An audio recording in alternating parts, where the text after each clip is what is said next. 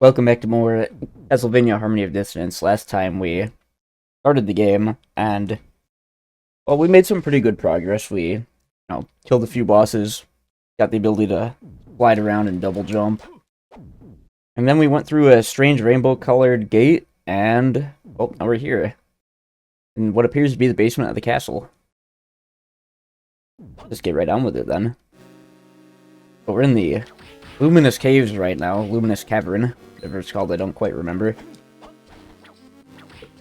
Last time, we were in the Skeleton Cave, where, as the name would imply, there were a lot of skeletons, and it would appear there are still some, but, whatever. None of these enemies are really new so far. Mana Prism, yeah, that item name definitely confuses me, Mana Prism, considering the sprite for it is, it's just a big pill. Thanks, Doc. Anyway. Move on.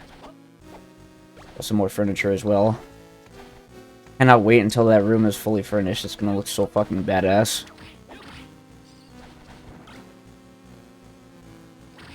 Guys, little toxic spores that he shoot out are such a pain. They will poison you if they hit you, and poison is certainly an annoying status in this game. Because in most Castlevania games, getting poisoned, well, first of all, in, like, most JRPGs, or just any game with a poison status, it would do, what you'd expect it would do. Just, you take damage over time, and it does do that in this game, except, in addition to that, you usually also get an attack drop, which means you are just doing less damage, so getting poisoned definitely sucks a lot in this game. More so compared to a lot of other games like Poison. Wow, and this area is quite big and quite winding. Get ready to hear that a lot more times. What area in this game isn't like that, really? Oh, there's more skeleton enemies, though. We can re-equip this Firestone and do a little bit extra damage. We do want to go to the right here. I don't know if this Firestone is reducing the damage to the Bomber Armor enemy or not. Here we go. Time for another boss fight. See if I can remember how to do damage stacking this time.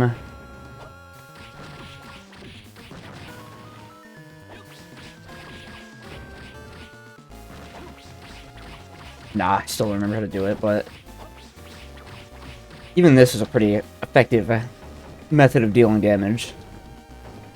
See, this boss is a little bit lame, and it's definitely because of the second phase here. Where you'll do this rock throwing attack, and you kind of just have to back off and let him just do his thing. Not really a good spot to stand in to damage him very much, considering his little gem is lower than your highest jump, but it doesn't go up as high as your short jump. So you have to awkwardly find like a middle ground to throw crosses at him. Although I guess you can crouch on these platforms and you will be able to hit him just fine. Jeez. Not forget our magic.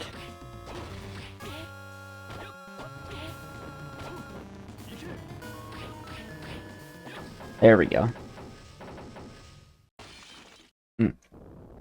Currently sipping on my Mountain Dew Voltage Raspberry right now. Some of my favorite gaming juice. Not good for you at all, but fucking good. It's pretty good tasting, Anyway. Time for an auto-scroller.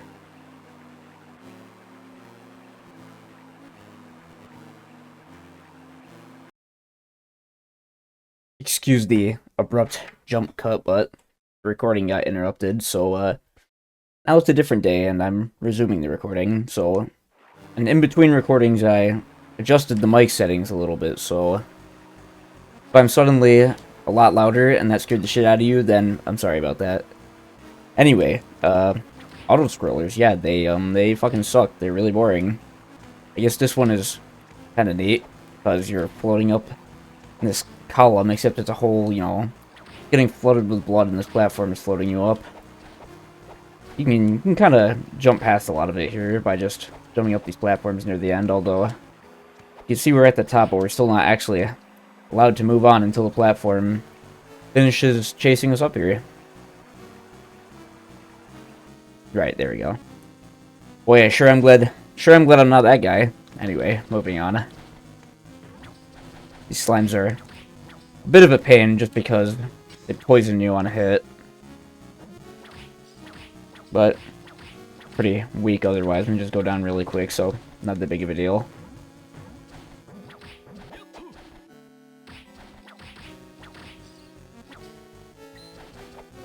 Let's move on. Oh, more furniture and new elemental stone. Wow, yellow stone. Lightning element for your whip. I honestly don't even think that's particularly useful here. I have no idea what enemies are really weak to electric, considering I usually don't really use the stones at all, because they're not really all that good. But don't worry, because later on, we will definitely get much more worthwhile whip upgrades, that's for sure. But I could definitely use more hearts. My hearts are looking very empty ever since that last boss fight. That's the one downside to the crosses as a sub-weapon, is that I think they're the most expensive sub-weapon, and it's warranted considering they're just, you know, the best ones. Nice level up. But anyway, let's just continue backtracking. I think I'll unequip this redstone nade again, because I believe the armor enemies resist fire, and they're the ones you want to be looking out for in this area, so anything that takes them down faster is pretty optimal. Holy water. You know what? Let's use the holy water for now. I've been hyping up the cross so much, and it is definitely the best, but it would be pretty boring if I just stuck with the same sub-weapon the whole game, so let's make it a little more interesting, and I haven't used the holy water at all at this point in the game yet, so might as well show it. If you're familiar with Castlevania, you probably know about the holy water. It's a projectile attack that snakes across the floor. Slime is a good target. Well, he jumped out of the way, but, you know, the point is still there.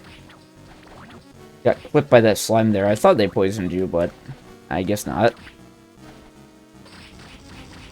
Holy water, probably second best to the... Well, I don't know in this game. Holy water is definitely nice. The fact that it hits multiple times is quite appreciated. Dish is great. We got a fork and knife. It's time to be fat as fuck. Unfortunately, we don't really have any actual food at this point. Just a bunch of potions.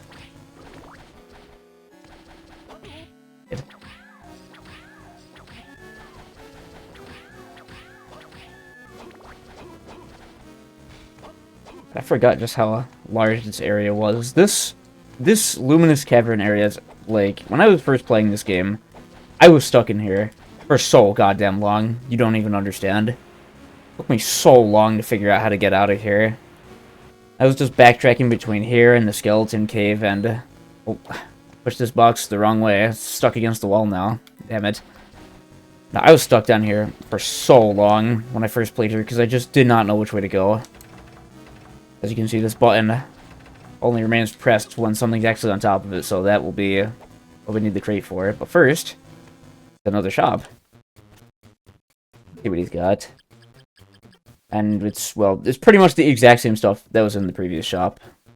I guess there's some gear here that can up your int, which I assume intelligence in this game just impacts the damage of your spells and possibly also sub-weapons. I'm not totally sure, but that's generally what it does in Castlevania games, just up your magic and sub-weapon damage. Which would be good, yeah, but I prefer to just, you know, boosting armor typically also lowers your defense. And I like to play reckless and kind of just eat a whole bunch of hits like a retard, instead of actually trying to dodge stuff, so I definitely prefer to defense max. Of course, spells hit respectably hard enough anyway, even if you aren't int maxing, so it's like, okay. Okay. Max HP up, always appreciated. We're at 167 max HP now, pretty good. Pretty good numbers for Castlevania. It's not uncommon to be around, like, 100-ish HP around the beginning of the game. But depending on the game, that HP number will be going up very high. I don't remember exactly how high your HP will get near the end of the game, but definitely enough that you can eat a whole bunch of hits. I guess while we're back here clearing out these enemies, we might as well take a look at what these holy water spells do. I believe this one like a fire wave across the ground. Oh, this is like the homing attack one. I remember this. This spell is pretty cool. I actually like this one quite a lot. The sound effect it plays is really satisfying as well. It's a fun one. Holy water, always a fun... Oh shit. I got turned to stone. Okay, holy water, always a fun sub-weapon in Castlevania. It's one of the classics, so it's in pretty much every game. And if you've ever played the original classic Castlevania for the NES before, you are likely fully aware of just how overpowered the holy water is. It was very famously pretty broken in that game. Okay. I believe we're getting closer to the... No, okay. Still a few places down here we haven't been to yet. As you can see, the layout of this little area is very winding and kind of random, and so there's a lot of backtracking to be done, and it can really be soul-crushing if you're like me the first time I played and you just don't know where to go. Anyway, just keep going through here. If I remember correctly, there's a dead end up here. Yeah, we were already up here. There's no reason to be here yet. Move on.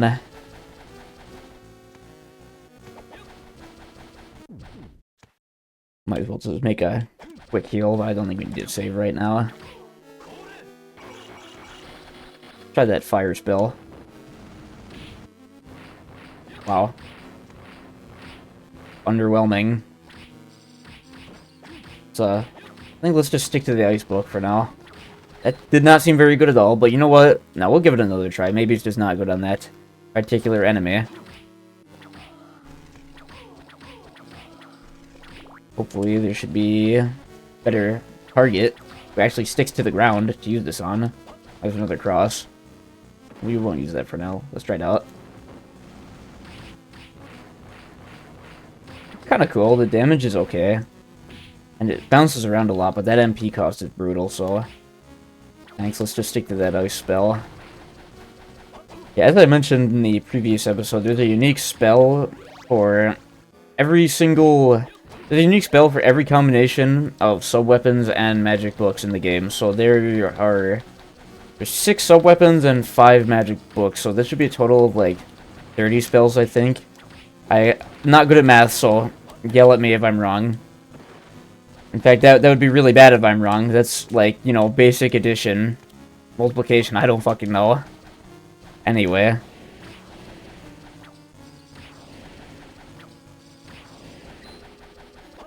If I remember correctly, there are more... No, it's just one more of her. Kind of surprised I was able to get that close and not take contact damage. There's another one. See here. Get another man-eater plant. Ah, yep, and we're poisoned. I actually don't remember if you take... You definitely take damage over time, as you can see, but if I remember correctly, you deal less damage when you're poisoned. Anyway, as you can see, we have another one of these weird gates, and this is where you're intended to go to progress.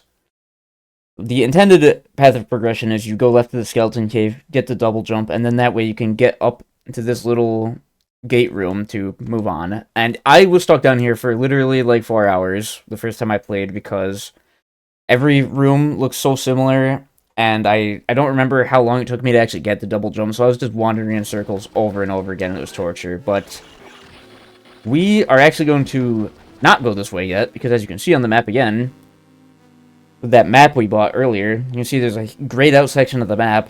When you buy the maps from the stores, it basically reveals the layout of a certain area of the map to you, which you can see is that grayed out section. We have not actually been there yet, and you are allowed to go there at this point. In fact, there are some more items and other goodies over there, so... Normally when I'm replaying this game, I kind of just neglect to go over there because you don't have to, but might as well see everything there is to see. And just, you know, head over there and take a look at what's there, because I don't remember very well. Other than, like, one thing, but... Well, we'll just have to see when we get there, so... Well, let's, hurry up and get there, then.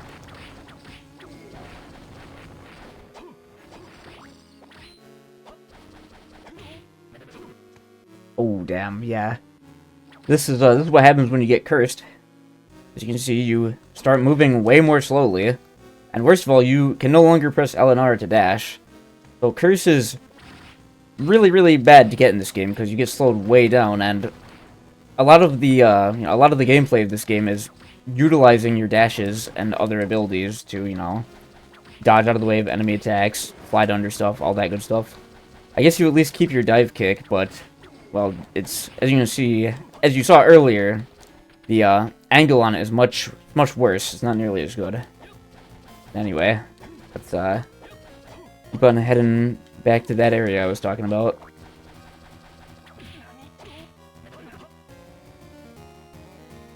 Alright, we have made it to this very long vertical area, and there are two ways to take, actually.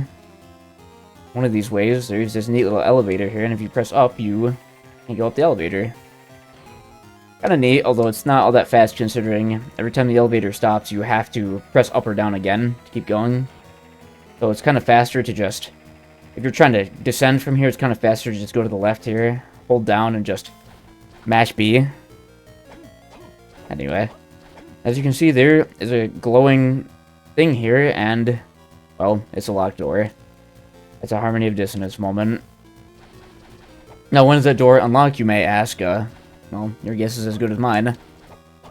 Well, I do know, I'm just not going to say. Anyway. Now that we have the double jump, I suppose we can actually go up here. I guess if you came here right away after leaving that first gate we encountered, you wouldn't be allowed up here. And there's some headed armor. Let's take a look at it. 81 defense, yeah, that's a lot better than our current cloth tunic, so it was already worth it to at least come take a peek up here. Just keep moving on.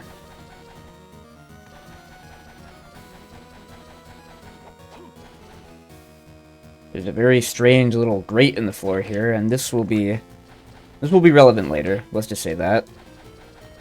And right to the left here is another save room, which, might as well use it. Yeah, definitely, this is definitely a place to remember. It'll be, as you can see, there's something down here. There's a large gap in the map, and if you look very closely to where I'm standing, you can see there's like a lower little connection in this room, but we can't make it down here yet, so just have to worry about it later down the line. For now, let's just keep on going up and up and up here, because you are allowed to go very far up here. Oh, a lot of crappy zombies in this room, but then all of a sudden there's this guy. The level 3 white dragon. None of the other enemies have had a level in their name yet, so this one must be pretty... Oh my god, that damage. I was kind of joking, but you guys actually kicked my ass a little bit. This is definitely a fight where the, oh, fuck, you just flipped right through the wall. I did not know they could do that. Oh, shit, he's back. I guess we got him. I did not realize how strong this enemy was for this point in the game. And the cross would have definitely better for him. Oh, would you look at that? Yet another locked door. Except this one has a different design on it. If you take another look at the map here, you can see we've actually already been on the other side of this room. And if you remember from the first episode, where this door actually leads to, it leads to that very first victory armor we fought near the very beginning of the game, the one that was guarding a max HP up. So that's a little shortcut there, except you can't use the shortcut until you actually open the door. And to open that door, you need to get a key. And if you want to get that key, well, good fucking luck with that. Let's just leave it at that. We'll get there when we get there. Let's just leave it at that. We'll get there when we get there. Anyway, over here is another save room, and we're going to use it because if I remember correctly, we head over to the right here, there is... That's right, there's a boss fight here. As far as I'm aware, it's a completely optional boss fight, but, might as well show it off. And it's the Minotaur. Holy shit. He's not all that tough, though. He's actually pretty easy, because you can see he jumps back if you hit him enough times, which means you can pretty trivially just kind of stun lock him by just doing this over and over again. What? Whoa. I don't know if I've ever seen him do that attack. Pretty cool. As you can see there, the little startup animation for your spells actually gives you some invincibility when you do it, which allows you to do cheeky stuff like that. Oh, jeez. Fucking great. He got stuck in the wall. Oh, jeez. This guy's actually hitting me pretty hard. I gotta... Oh, never mind. There we go. We got a level up out of it. Nice. Now, you may have saw this in the previous video, but the boss will drop an orb here when you kill him, and if you jump and whip at the same time when you pick it up, you get... Cool. Doesn't actually do anything. I believe that may be a reference to the original Castlevania. Oh, baby. Forget that, though. We got another magic book. This time we got the Wind Book. I honestly completely forgot that you could get it this early into the game. And the Wind Book is, it's interesting. It has some very, very powerful spells. In fact, it has some completely fucking broken spells, and it has some terrible spells. I don't actually know what the Wind Holy Water combo does, so let's see it.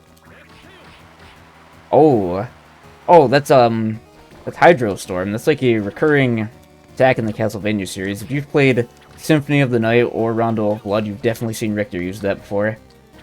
Cool stuff. It's actually really useful. The MP cost is pretty heavy, but that's pretty much just a multi-hitting, screen-clearing attack. Sorry, I'm tripping over my words. Oh jeez. Yet another type of armor enemy, but look at that. A high potion and 100 coins. Pretty good deal. Keep on moving to the left here where there are... Oh, the fist. Let's take it. I don't use the fist very much. I don't think it's that good, but definitely one of the weaker sub-weapons. Not the worst, but it's only okay. And if I remember correctly, no, I believe the fire fist combination is... Oh. Never seen that one before. It's like a weird, slow spread shot. It's kind of neat. The ice fist, though, is very interesting. Makes you rush forward and do this punch attack, and then you slide backwards, and there's some tricky stuff you can do with the slide backwards. I know somewhere in the game, near the very beginning, if you go back after you get this double jump, there's actually a sequence break you can do, because you get left airborne after doing this punch. Let me see if I can demonstrate it. But you can see you still have both of your jumps intact, when normally, if you run off a ledge and then jump, you only get access to your second jump. There are a small handful of places where you can use that to get access to certain things a bit earlier than intended. I don't think I've ever actually done it, because it was only recently that I was reminded that this was the case, but I mean, it's pretty cool anyway, so definitely neat. Maybe I'll even try it out later on if I feel it's worth showing. I don't know, it could be neat, although I don't really want to do any crazy sequence breaks or glitches or anything in this playthrough. It's just a pretty normal playthrough of the game, you know? Anyway, look at how far we've come. We've gone almost all the way to the top of the map, and if we climb up just a little more, we will see there is a dead end. Yep, we came all this way, only to just get blocked. Which means now we get the privilege of going all the way back down to the Luminous Caves. And was it worth it? Well, we got a new spell book, got to fight another boss, got a level up off of it, got some better gear. I'd say, yeah, it was definitely worth it. But it still is definitely a kick in the balls to come all this way, only to get stopped. So I guess I will be seeing you once we get back to the Luminous Caves, and we will travel through the gate.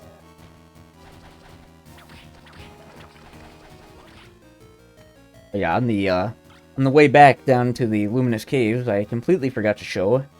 There's a little side path here in one of these elevator rooms, and would you be able to guess it's another dead end? Not only is it a dead end, but on the other side of this impassable wall, you can see, that's right, it's a door that we don't even have the key for yet. And while we are on our way back to the Luminous Caves here, we can take a quick pit stop. Break these candles just for some hearts and some money. Take a quick pit stop. Oh my god, I just totally butchered that sentence. Let's take a pit stop back into the furniture room and decorate a little bit. Wow, aside from that very ugly painting, the place is starting to look pretty snazzy, isn't it? Look at that deer head mounted up on the wall. It's so classy. And the little table that only reaches Juiced's ankles. Great. Okay, we finally made it back to the gate. And, well, let's go in. Take a look at the map real quick, and we're in a new part of the castle. And next time, we'll be exploring it. So, see you in the next video.